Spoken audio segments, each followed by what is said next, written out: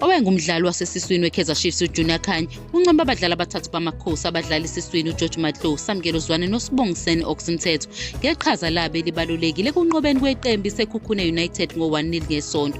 Laba bobathathu badlale kahle kakhulu maphakathi nenkundla, baxhumanisa abahlaseli bakhana amathuba amaningi eMoses Mabhida Stadium. uZwane nguyena obengumsizi egolini elibawinisile waphinde wahlabana ngendondo ye-Man of the Match.